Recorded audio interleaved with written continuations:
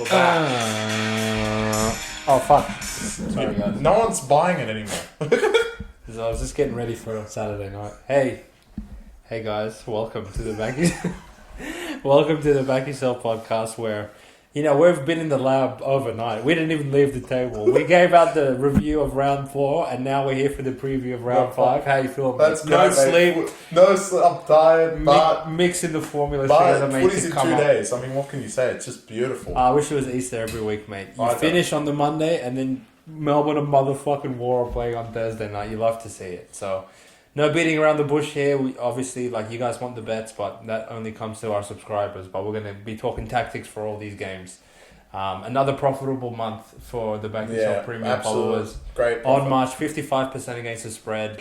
If you're betting with a 1K bankroll, you made a couple $100. You can pay the water bill, and watching the footy, paying the water bill. What else do you want, really? What more do you want out of life? So, an interesting game to start the round. The Melbourne Storm host the Brisbane Broncos at -2.5. Oh wait, no, it's -6.5 because the whole public, after sleeping for 7 days, realised that Melbourne off a bye, have Cameron Munster back, Jerome Hughes is back, the spine is locked and loaded. Unfortunately, no Nelson Asafa-Solomona, Where is the Australian captain himself, he back? Christian Welch-Nichols returns, and unfortunately Joe Chan is not there, so we have to watch. Sean commiserations, super coach, bro. Like Joe Chan, Hoskins, such good players. Yeah, well, you Who guys gives a deserve that fuck? for getting degenerates into your team. Yeah. So. Brisbane bounce down to Melbourne with the same 17 that got the job done, essentially against the Cowboys. Still no Reece Walsh, still no Payne Haas.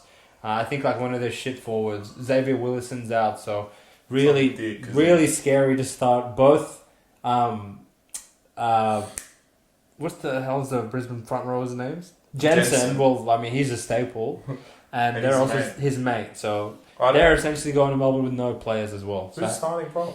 Tapo. I wish it was Tapo. No, how could I forget? Fletcher, Baker, and Jensen are both going to Melbourne and starting in forwards. So that's really scary to see. So essentially, you already know which way we're leaning, but talk to me, Chris, about how you're seeing this one. Obviously, we know that we liked it at -2.5, and we tipped that one a few days ago for our subscribers, but with a spread of -6.5 now, how are you seeing this one, mate? Well, they really ran out of there again with Jensen and Fletcher Baker. Just undermines how bad Cowboys were. It worked. It worked. You can't change a winning formula. You can't change a winning formula. Like you were saying, I think the whole community as a whole was asleep. That thinking, well, for some reason, what I didn't understand was today we figured out that Nelson wasn't playing, but it was actually Nelson, Hughes, and Munster all coming back, and it was still 3.5. Ridiculous. Yeah. Munster was leaked even earlier prior to lineups that he was going to be named. Obviously, we're sitting here saying they're named, and we've had this consequence before. They get named, they get ruled out, but we're just looking at it right now, on paper. Melbourne are going to kill this team. Simple. Melbourne off a bye, good luck. It's like playing Melbourne round 1 all over again, and we know how many points Penrith, the greatest team on turf, scored. With Cleary, scored against them at Amy Park. And seems like more of the same. Like the strengths of Brisbane are the back line, and you could say that the Melbourne team is comparable with that, and the halves are just outclassed by the Melbourne team. Yet alone, Billy Walters versus Harry Grant. It's class all over the field for Melbourne. Melbourne off a bye, I would say, silly defeat. They didn't have players, but they could have still won that game against Newcastle as well. They've lost they only lost by 2 points at the end of the day anyway. And they come back home.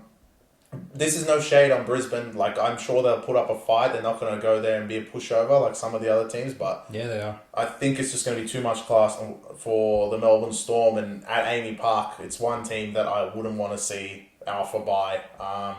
Melbourne look, like I said in the review last game, there's 2 teams that actually want to win the comp, and it's Penrith and Melbourne. And Melbourne look very, very good, and this is a great spot for them. Broncos, you guys are dead this round. Oh, I'm sorry. Look, essentially, to elaborate on what Chris said, playing Melbourne off a bye is essentially a death sentence. It's like playing a round 1. You're not going to beat them. You don't have Reece Walsh, you don't have Payne Haas, and maybe I feel like the public's a little bit fooled into thinking that Brisbane, they can get by without these elite caliber of players that generally carry them week by week. due to Cowboys dropping the ball 500 times. Now you want to go and open the line in Melbourne, offered by a 2.5. I cannot believe that lasted more than 5 minutes. It was there for days. If anything, it opened at 4 and went to 2. Because based off the miraculous performance of Broncos, it shifted it the other way. Look, Melbourne, they've got revenge on their mind. They did not forget the week 1 ambush in Suncorp where they got absolutely molested 24-0, failing to score a point. They might score a point in the first minute of this game. Honestly, outside of Penrith, I think even arguing with Penrith, Melbourne have been the most impressive team of the whole season. They've been the most consistent. They held the gods themselves to 0 points, full strength. Mono y mono, they didn't have Cameron Munster. They closed at plus 6.5 and beat the shit out of them.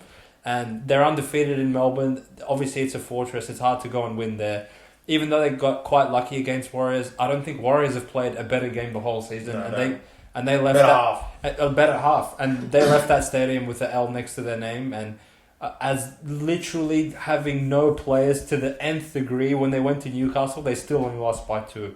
Remus Smith's back, Cameron Munster's back. I wish we had Nelson. I would honestly lay alternate. New South Wales Cup. Yeah, I would honestly lay on alternate minus 18.5 if he was playing, but I will settle for minus 2.5, which we gave out early. And if I was handicapping this, I would probably still lay 6.5. I don't think Brisbane have it all figured out that all of a sudden they're going to be competitive in Melbourne, minus their 2 best players, starting Fletcher Baker and his little brother, Corey Jensen. Really scary to think what's coming on Thursday. This is the luck of the round for me. How can they do it again? They're not going to... I'm going to be shocked if Brisbane score more than 10 points. Oof.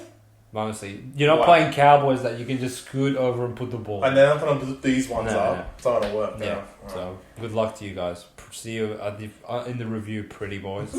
But even if you do get killed, I would not take anything away from Brisbane. You guys are playing with house money.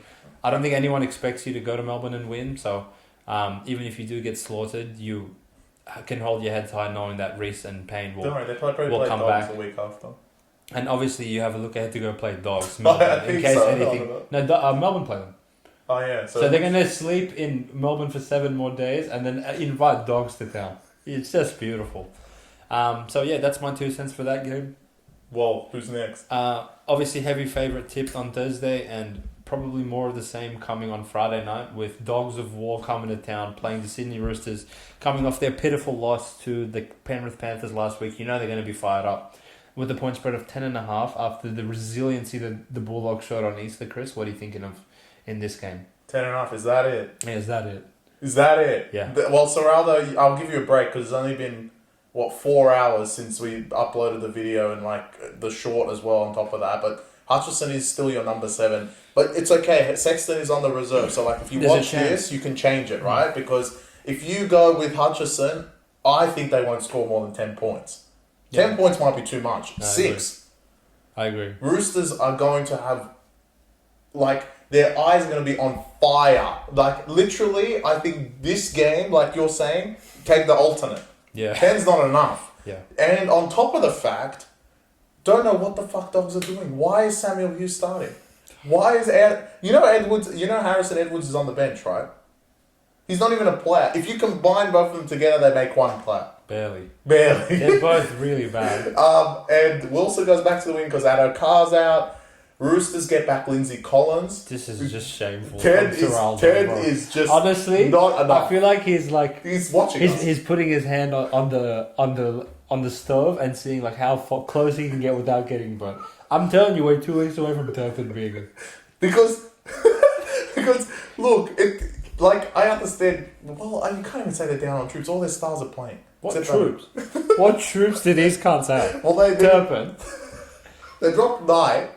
So with a straight face, you're taking Hutchison to go play his former team. Yeah, that's what I'm saying. With Sam Hughes next to him as his bodyguard. It's actually pitiful when you think about it. The audacity of this coach. I mean, look, I get it that Jacob Preston snapped his jaw in half and you forced him to continue playing. I know Addo Carr's out as well, don't get me wrong. But Sam Hughes? Who's playing lock? Salmon. Well, you can't take his jersey off him. God. Because Carr's playing second round. I'm honestly, the best players playing second round. I'm sick of Dogs. I'm fucking sick of this team. Why? It's the same shit. They get the watch because I know on Friday they're gonna get the ball for 2 hours and not score and then lose anyway. Have you noticed that Dogs are the only team where every single game's been unders?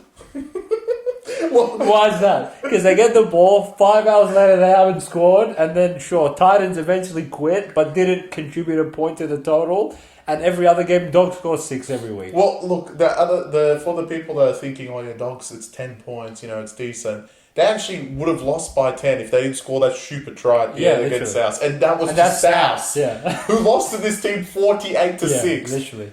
The next 2 weeks for Bulldogs fans. Oh, mate. Close your eyes. Literally, the thing is, for us, what do we say? We're just going to say the same thing. Yeah. Until you drop Hutchinson, I can't say anymore.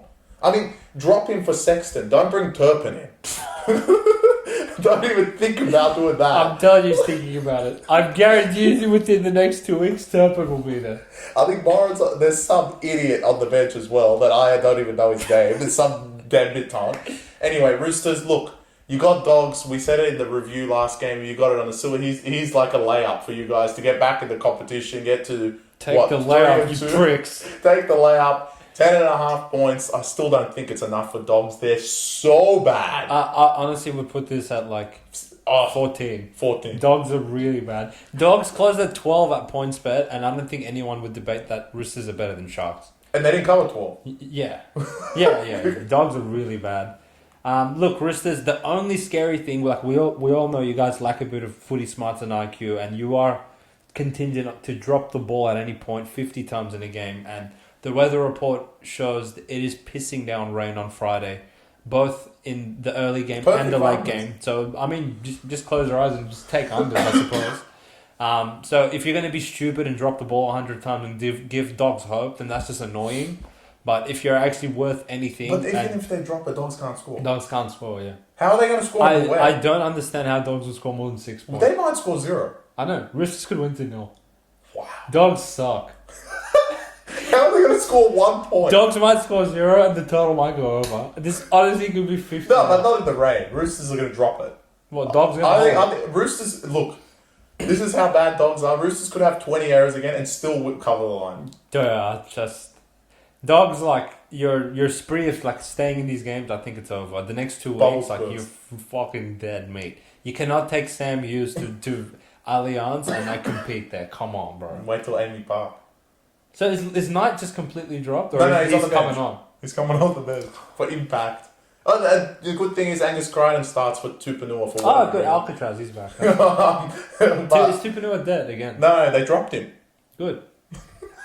Lindsay Collins is back as well. Yeah. Good luck, Dogs. You're going to need it. They don't have just... Yeah, they're full strength outside of linear. You can't put this line big enough. Dogs are dead. If you're thinking Dogs, just wait to game day. It's going to get to 12. No, There's not one human, and I promise you, do not be the human to take Dogs this week. They're dead. Honestly, I think there's other teams that have bigger spreads that have better chance. No, I agree. That's how... If I was doing upset alert, Dogs would be the last team I'd pick. They were on my radar, but then I saw the lineup. I can't do it. It's really awful. It's pitiful. Yeah. Well, there's not much more to say about Dogs, and I might just copy-paste this for next week, instead of us wasting our time saying the same bullshit about No. Next week they might have hope. They're going to Melbourne, they have hope. Nelson's back. But to get them to 18.5. That could be the biggest line of the year. Depends on how much they lose. Well, there is Titans, which we will get to later. No, they can't do it next week. They're going to be 18.5 against Raiders. They could be 18.5 by Sunday. That's true. They're so bad. Alright, well... Speaking of bad, alright, in the Friday night blockbuster at 8 p.m. slot, the Mighty Dragons, Chris's Mighty Dragons go to McDonald Jones Stadium to face my mighty Newcastle Knights in the toilet bowl of the Back Yourself podcast. My team versus Chris's team. Mine's the closet team. The spread is 6.5 points in this match, which, maybe Dragons are being a little bit hard done by, you could say, on surface value, looking at the spread. Knights have not exactly shown they're capable of covering this big line, which was the same in round 1, and we all know how that story finished. So, Chris, talk to me about how you're viewing your Mighty Dragons this week. Will this be your upset alert of the round? It's not going to be. Are the alarms going to be sounding? There's no alarms. Bit sceptical on Dragons, unfortunately. Shout out to the Zerafos brothers. They loved it last week, but They're still smiling. They're still smiling. They're still giggling Yeah. at that victory, and I don't blame them. What a win! But this week is a little bit different. You could put the argument claim that Dragons won the NBA championship, basically beating Manly, and the way they beat Manly, and now all of a sudden, I bet you they think they can defend, but we know Dragons. The lineups are pretty much the same. The in is more on the Knights side. Gagai comes back, which is huge for Newcastle. I think they did something with the forwards, but Leo Thompson's back. Leo Thompson's back, which is big for Knights. I actually think this is right on the money. I think 10 was a bit too many for Dragons, but they proved that it shouldn't be 10 when it opened, and now it's back to 6. I actually think there's arguments for both sides, and purely my argument will be Newcastle because Dragons can't start 3-2. That's the only thing I can say, because Knights actually have the worst turnaround out of any team in the comp. They played on Sunday in New Zealand and have a 5-day turnaround to come back home. Oh, that's awful. To play Dragons at home.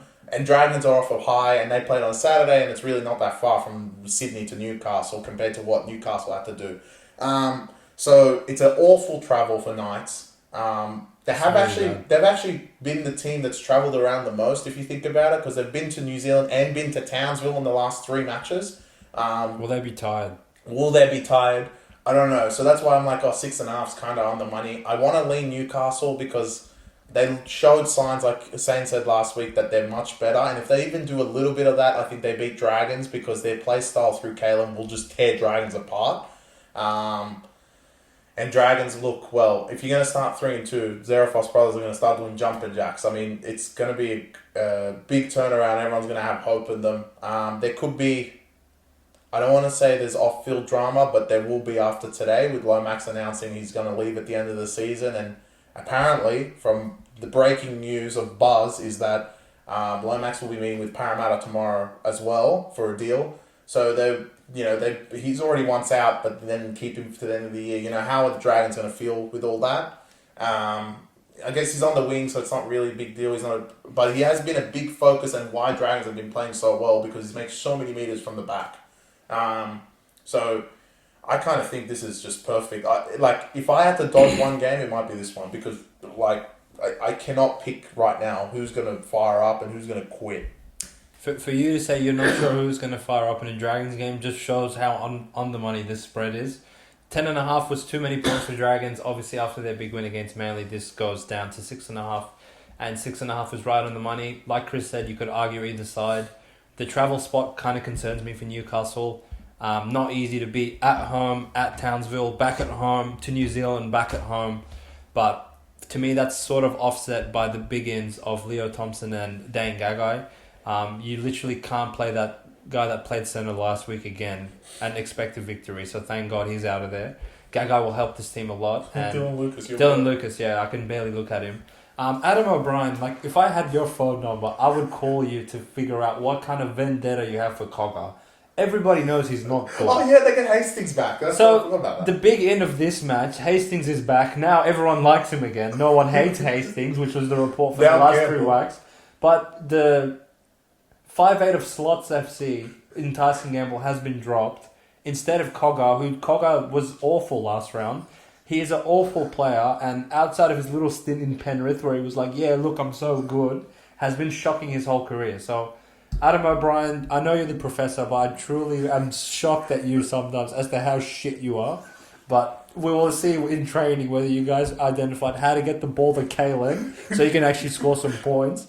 And honestly, I believe Knights have been unders every game as well. So I did Dogs this service. Knights also can't score. Yeah, they can't score. And Flanagan, do you have a vendetta against every forward? Why is everyone getting rotated? Now Laurie's on the bench. Yeah. Sele's out of the team for Tyler Barrett. And Michael Molo's back. I'm telling you, this game's an enigma. This is why they put it on Friday. It was so far, this is the worst scheduled Friday night game. Just garbage. But it becomes interesting because of how perfect the money is on all the sportsbook is. If this lands exactly on 6 and we get a Knights 22-16 victory, I will not be surprised one bit. Yeah. It has all the makings of a close contest, but I would say I expect Knights to get the job done and get the victory. I don't see another Dragons ambush coming. For Knights to be 1-4 with 3 home games and Dragons to be 3-2 to me, logically, it makes a bit more sense for these bums both to be 2-3 by the end of Friday night. And if Knights, you guys can't be Dragons, then what's the point of playing the rest of the season, in my opinion? And what was the point of 10-peating last year, where you wasted everyone's time just to get murdered in New Zealand? So that's how I would sort of sum this one up, mate. Yeah. Speaking of just immaculate Saturday slate, beginning where else but the mighty South Sydney Rabbitohs taking on the New Zealand Warriors. And week by week, the market is catching up to the Souths a little bit more. Obviously, we nuked them in the review of last round, and I could nuke them every day. I could just come on and just nuke them and turn the camera off. They were that pathetic against Dogs.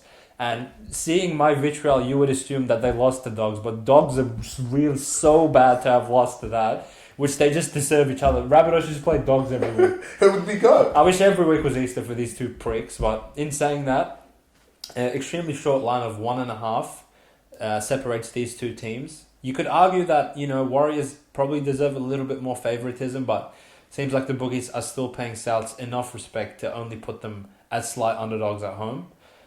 Chris, talk to me about how you feel about the now 0-11 against the spread. South Sydney 0-11. It continues to go up. There was a... actually... Winnie on the tripod earlier, I was watching, he said that if you just rolled over your $100 beginning with, and you bet against the spread against Souths every single week, you would have like 20k right now. Well, you know what's funny? He actually stole that from us because we actually the ones that told him that the spread was this long. And you know what's interesting, Winnie? There's one other stat that you forgot there, is that the last time they did cover was against New Zealand. In New Zealand. In New Zealand with Munro going nuts. But this week they do not have Munro. They have the prisoner himself coming back from jail. Isaac Thompson, is that his name? Yeah. And they have Gazier on the... the backline gets worse for South. I think it got better. What's the worst thing is, JD, you started Hawkins again. Footy, dude. Come on, JD. I want to back you, man. I want to take South, but you heard me. Warriors made the crime mistake of bringing a Raider back into their backline, and we're going to prove you guys all wrong. Chansey starts at fullback, and RTS goes back into the centres. We were voicing our opinion, and we got slaughtered that RTS shouldn't be going back to the centres, but he is. Andrew Webster has decided that they want to lose to South, which will be one embarrassing.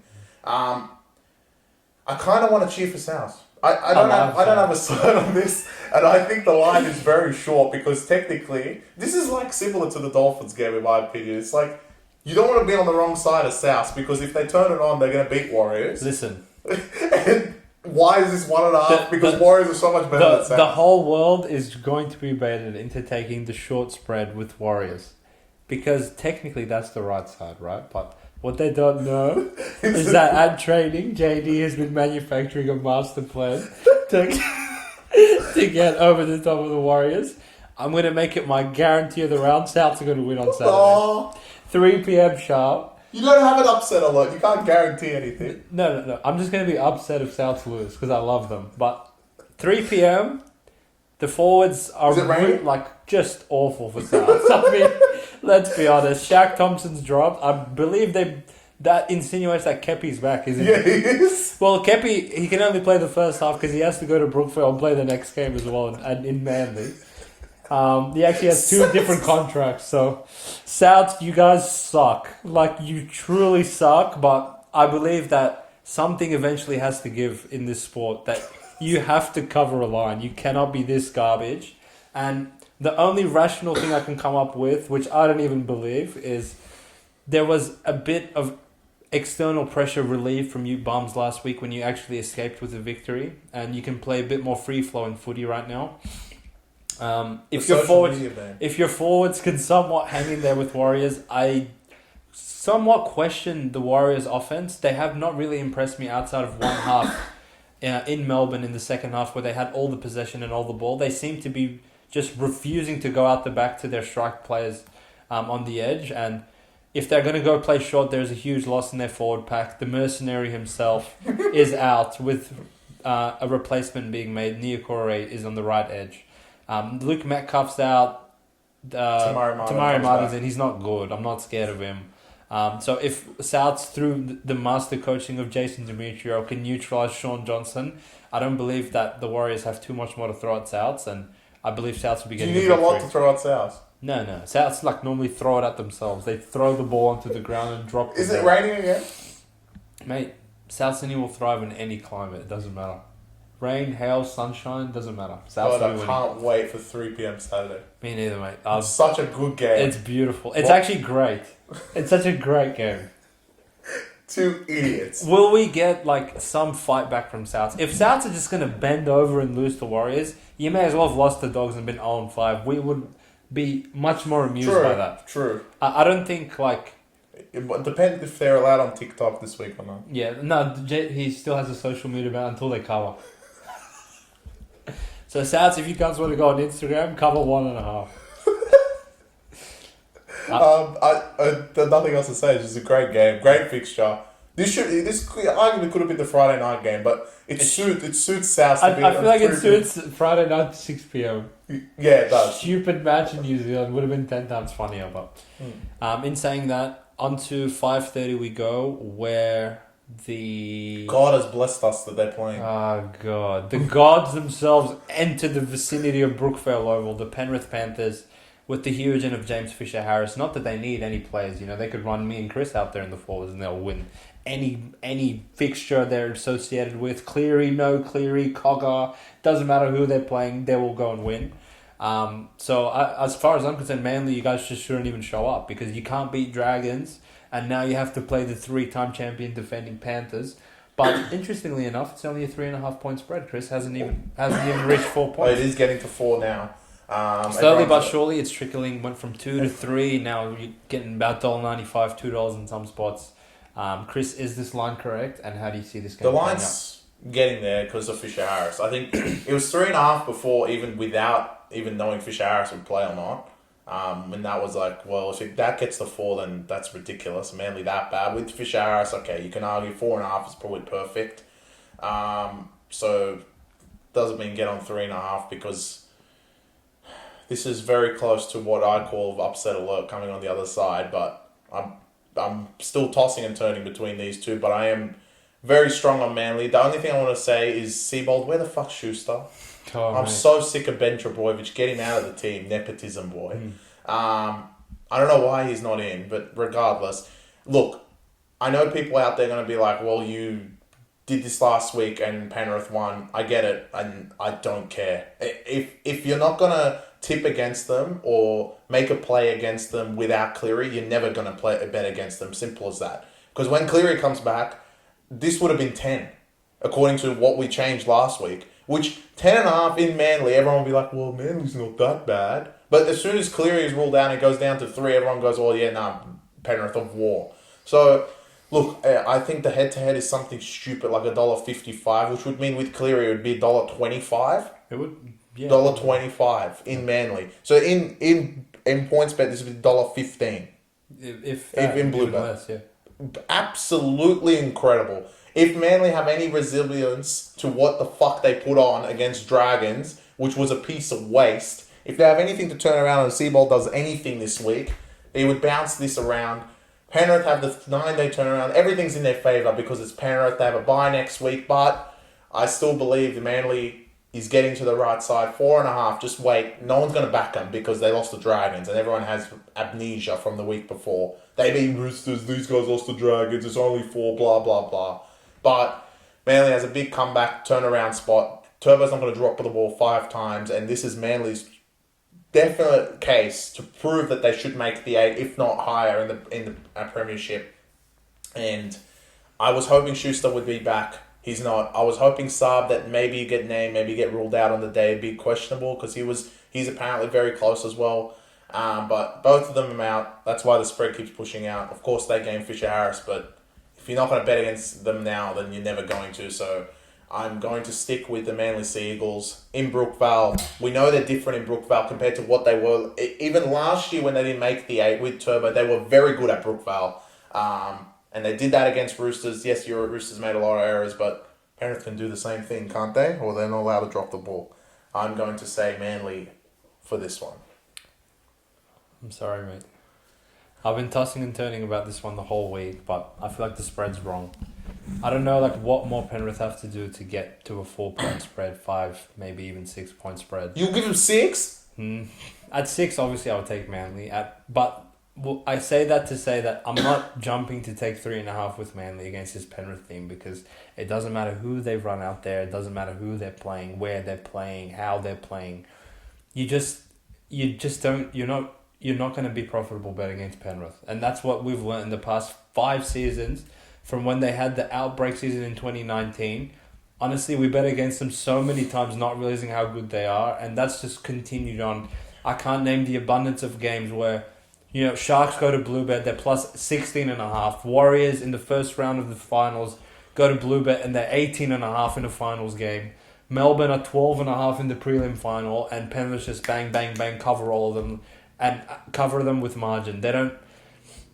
When they're put in a mood and they want to win a game, they just win. And mainly from what you pathetic garbage performance against Dragons is honestly the only thing steering me away from taking Penrith, because if you guys massacred Dragons, this would probably be a pick'em game, and then I would be more inclined to taking Penrith.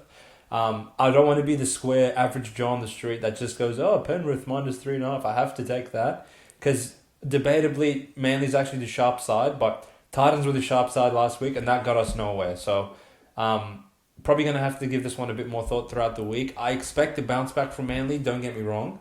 And if essentially the best argument you can make for Manly is that there's a massive discrepancy between how they play at Brookvale, 4 Pines Park, versus when they go on the road. On the road, they have been quite abysmal, to be honest. And they only got to play at 4 Pines Park one game this year, and they ambushed the Sydney Roosters that day. So 2 very uninspiring losses, with the way they lost to Para and then the shit performance they put in at the Gong where they got ambushed.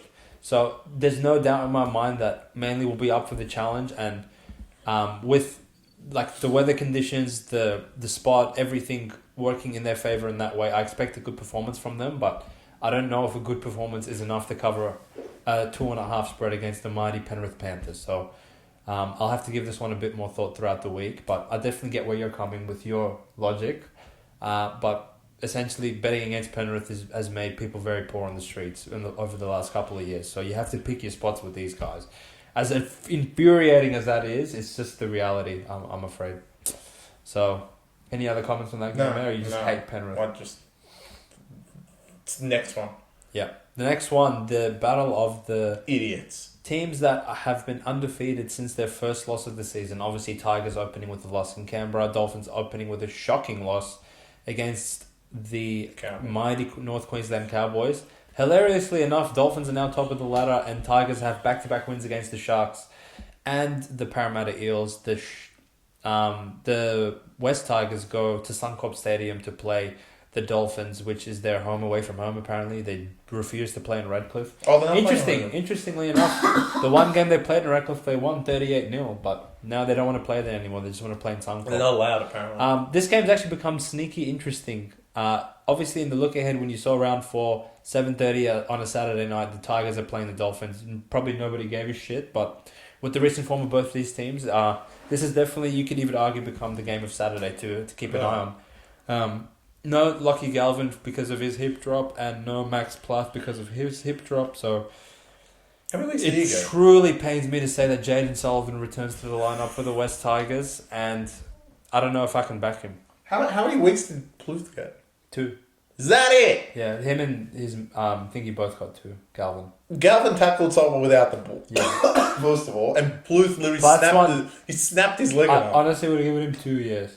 Anyway, 2 weeks each. The NRL last year would have put this fucking 10 weeks the way these guys were going. No, well, if you call someone a monkey, you get 25 weeks. If you break someone's leg enough, you get 1 week. So that's the sport we're watching. Oh, well, alright. Anyway, so Chris, talk to me. Will the Tigers 3-peat or will the Dolphins 3-peat? The comp's won, it's over. The confetti's still dropping at CommBank Stadium. Tigers off a 5-day turnaround travelling to Queensland, and Dolphins have been sleeping as far as I'm concerned because they slept against Titans and beat them. Tigers are dead. Wow, Tigers are dead, you're saying? 3.5. As far as I'm concerned, Dolphins have not shown any poor performance outside the Cowboys' brilliant performance, and they've actually played good in all three of their games. They still put 18 points on Cowboys, which we proved last week cannot defend anything. Yeah. So, and the next two games, they raped the shit out of Dragons, who Dragons just beat Manly. Yeah. And Titans last week, honestly, touch wood, they didn't even try. They didn't try. Yeah. They didn't want to win. And they're playing every game. It seems like every game seems to be in Queensland outside the... Well, every game has been in Queensland, hasn't it? Yeah, they haven't travelled. Tigers have a 5-day turnaround after winning the NBA championship on Easter. I do not trust them with $1 to go 3P with Sullivan. I don't know how this is 3.5. This should be 6. Done. Wow, you can't put Tigers 6.5. Yes, you can. You just put him 6.5 for power. Yeah, and I'll put them 6.5 again. It's a terrible position for the Tigers, and they have one less player who Galvin was incredible in their first 3 games, and you bring this piece of waste back into the team. You essentially replace him with the worst possible player that you could replace him with. Look, the way I'm breaking this down in my head is how the Tigers been winning their past 2 games. They've been doing it on effort. They've been doing it on energy plays. They've been playing their asses off for 80 minutes against good quality opposition with good forward packs, playing through the middle, and that, unfortunately, is unsustainable in this league. If they have the energy to make 5 billion tackles against Para, win the comp on the 80th minute on another bullshit field goal on Easter, and they're going to repeat that effort 5 days from now, where, as you said, Dolphins have been doing this since about the 55th minute against Titans. They honestly could have called full time. And the mismatch at the outside backs, like I know Bulla will have a crack, but Farnworth and Averill are going to have a fucking field day. Ollins isn't playing well. Farnworth's going to have a field day on that idiot. For Fada. He's going to have a field day. And actually, what I'm scared for the most is that this is... Oh, it's a night game, so Tigers are going to be a little bit better. If this was an Arvo game... A bit of hammer time. Whew, yeah, I know, mate. He's very good in the Arvo games. I cannot see why the Dolphins may be still first at the end of this week. I can't see Tigers winning this game at all.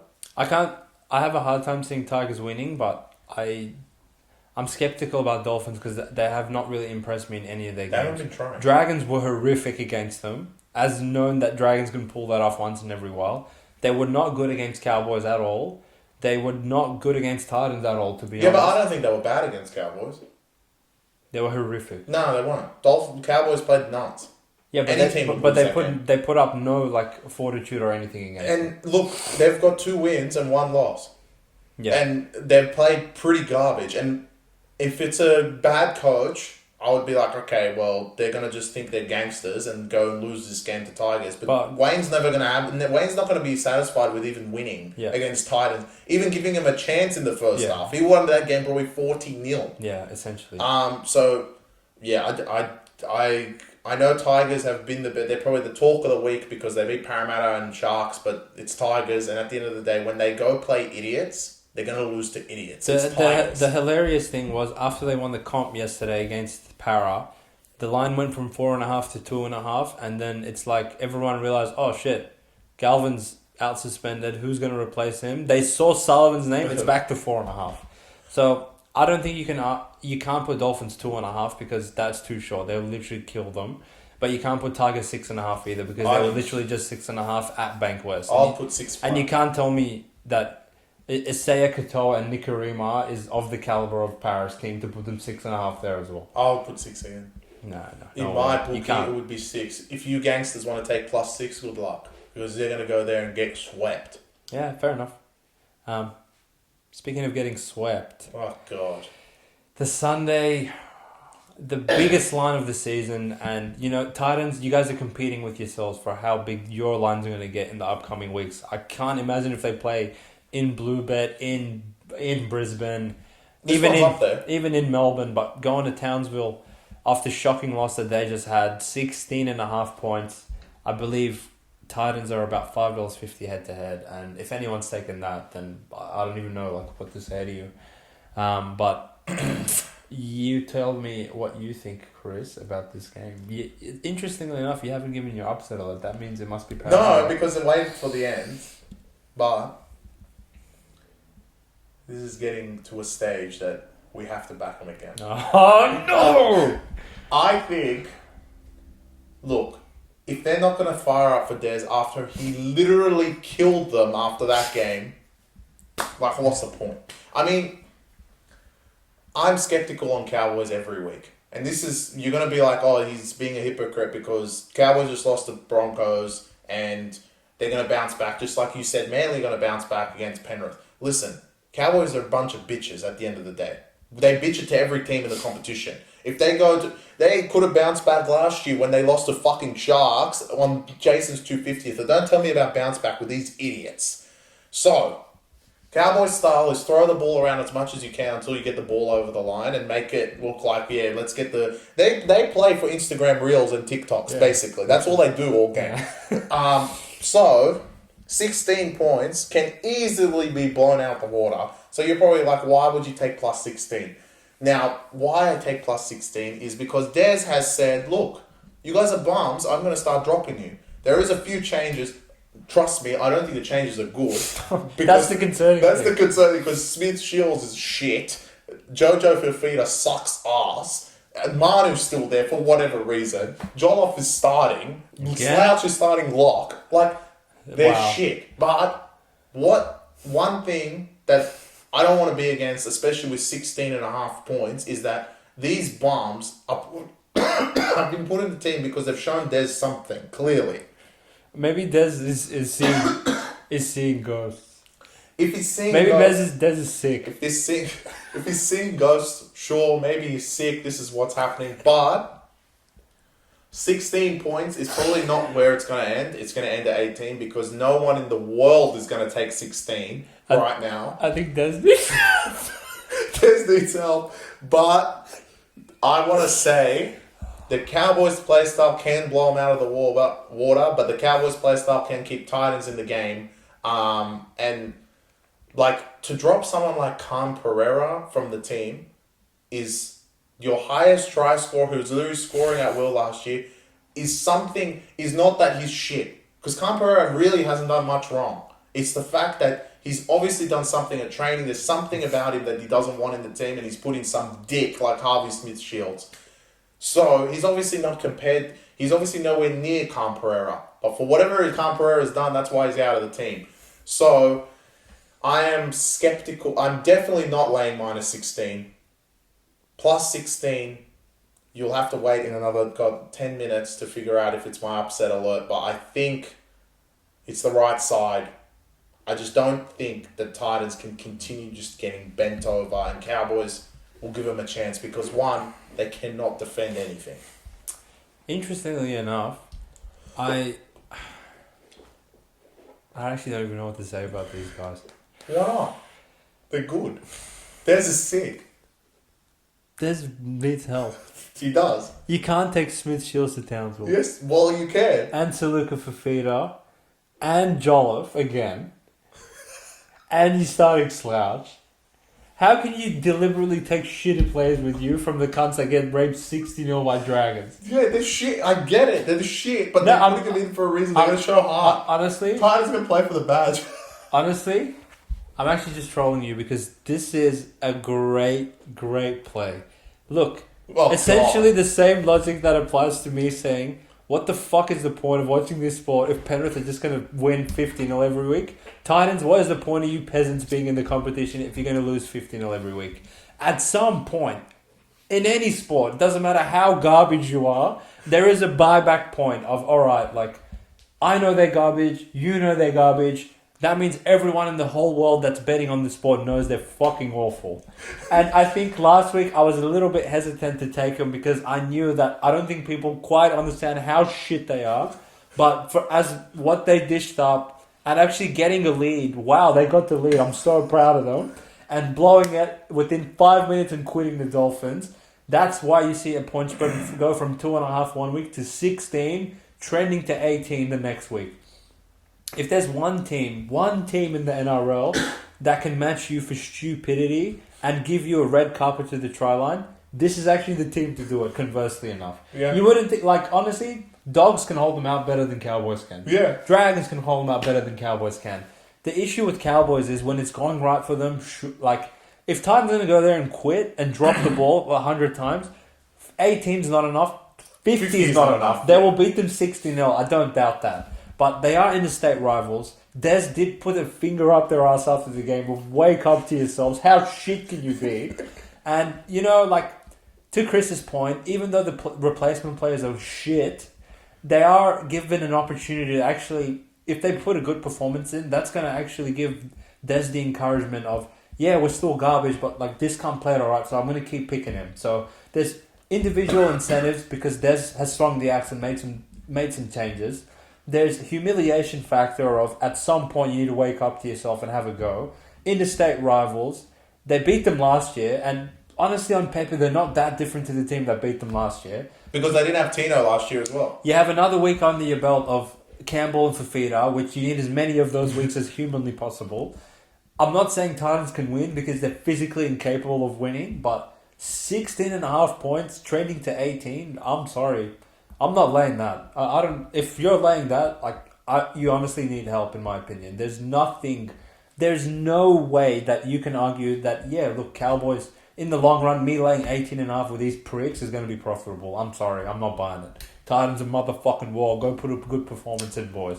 You don't even have to win. You can lose. You can literally go there and lose 30-14 and you'll cover. Yeah. Are we asking for that much with you bums? It's Titans, mate. You never know. I'll back you up, mate. This is ridiculous. Come on, boys. Get up in them. Well, we have one game yet. I forgot to say before we go to the next game, this is on Spastic Sunday, so you never know. So weird things happen on Spastic Sunday. And the final game of the round is the Canberra Raiders back at home. It seems like they've had probably the most travel out of most teams. Finally going back at home and playing the understrength Parramatta Eels.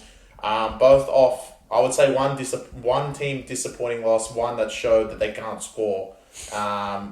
Raiders don't bring anyone in from memory. I said Chris, but he's not even a player. He's not a player. Parramatta surprisingly do start the same team with Blaze Talangi still holding his spot at 5'8", which I'm kind of skeptical on. Yeah, only change they made, I think they dropped Tuolangi and they started Madison. And Cartwright's dead. Cartwright's dead. So in addition, essentially Brad Arthur has gone away from what kind of worked in the first couple rounds, and he's starting all of his gun forwards at the same time to start the game. Maybe in response to not having Mitch Moses and expecting a bit more punch out of his middle early in the game, especially messing up with Canberra's forward pack, which, as we always say, is the strength of their team. In saying that, what do you think of your Parramatta Eels? Well, also, actually, we forgot about Parramatta. The big in, because they've dropped Harper, is Simonson comes into the centres, which is actually bigger in than everyone thinks. That's addition by subtraction. Yeah, honestly, because really the backline does get a little bit better. Like, Russell is useful. Siva, obviously, he's got another week under his belt, and Penasini is probably their best player in that backline. So, they do become full strength as they can be. Outside of course, the main man, Mitch Moses, which they missed a lot last week. Against the Tigers, they do get that long turnaround. They both play on Monday, Sunday, so it's really not a big deal for either team. I think the points probably 2.5 is probably right. Like, you can't really trust the Raiders too much because they're still starting idiots. I think they're starting Mariota this week, which I don't know. Oh, fuck off. They are. Go check. Because I actually don't know where their second row has gone because Hoskins is out. Allah himself is out. And Whitehead, I guess, is out as well. So Mariota starts second row. So really what's going to happen is their forwards, as soon as Tarpany and Papali'i come off, they're going to get absolutely squashed by the Parramatta forward pack. And I think Ricky needs help.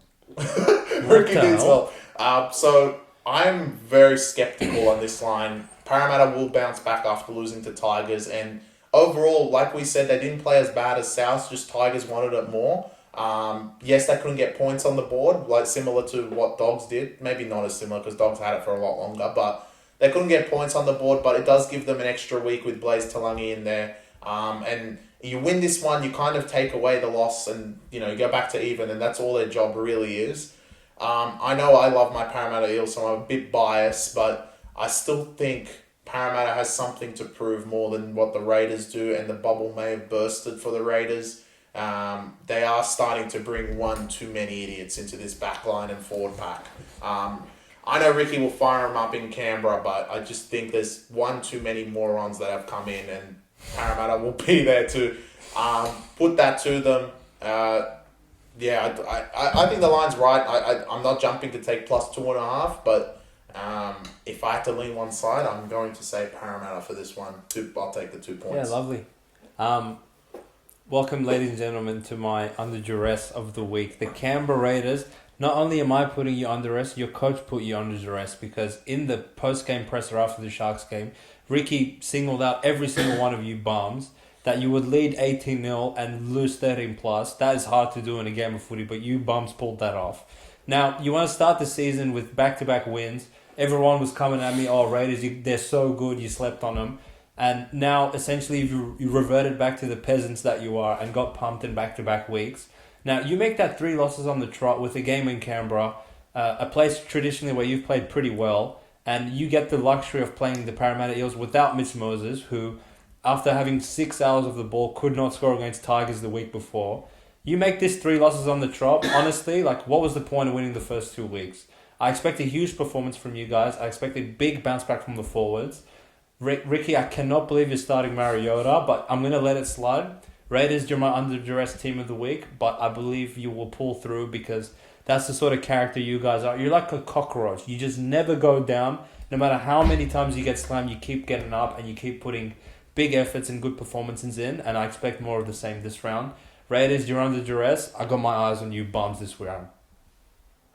Okay. Was that your analysis or anything else to say about these idiots? Nothing else to say. Look, if they lose, they should just quit. They should quit on the year. That's what I'm saying.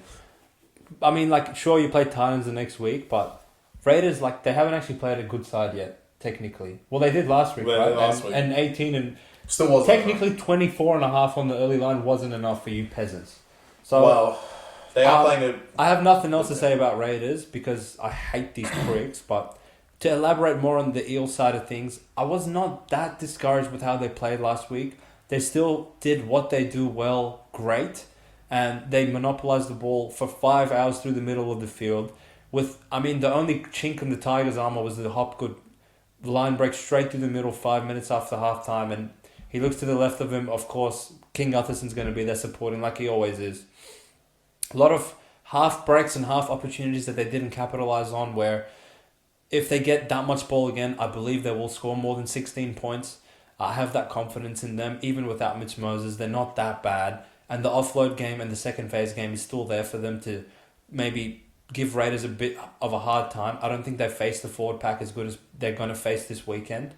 But if Raiders had won last week or they weren't coming back home off a shit loss that they're shit cunts and they deserve to receive, I probably would take the points with Para this week, but I'm a little bit suspicious that a Raiders ambush is coming to town. That's the only reason. I'm leaning both sides, so I don't know. I just think Raiders haven't played... The one thing about Raiders is they haven't played a great forward pack all year. Yeah, that's true. Well, Sharks... They played Knights, Tigers, Sharks, and Warriors. And against the Warriors game, they honestly got pretty good against them, I would say. True. Which was really annoying. Yeah, well, they didn't do well against Jack Williams, which is strange. Stupid sport. And Mariota, Ricky, come on. Anyway. All right. Is it my segment? Now that the 8 games have been accounted for, Chris, who are you sounding the alarm for this week? And don't fucking say Dragons. Well, there's a few teams I scratched before even seeing here. Dragons, Dogs, Brisbane. Who else played? Tigers, obviously. I think they're going to get killed. Parramatta, I want to scratch through. It feel like a weird game. So it leaves me Titans, Manly, and who else? Who will play? Oh, South. Fuck me. Which idiot am I going to pick? I think South is a cop-out because I like JD. So, by obligation, I'm going to say that I'm going to take them anyway. And back yourself premium we're going to take because I like them. Yep. And you love JD. I love JD. So, it's between the two idiots. Can I really go through under duress? It depends which one is going to get more hype. I think there's only one that's going to get more hype than the other. Betting against Penrith is always up there. But... Well, it depends. Do you want the hype or do you want to go... Sound the fucking alarm. Oh, God. Titans are fucking war. Cowboys are the despicable team. And last week showed that they cannot defend anything.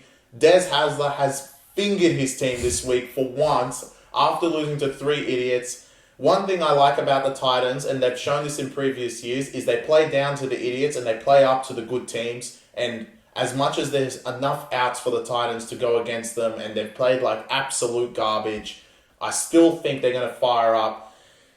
I may sit here and say to you, take them at $7.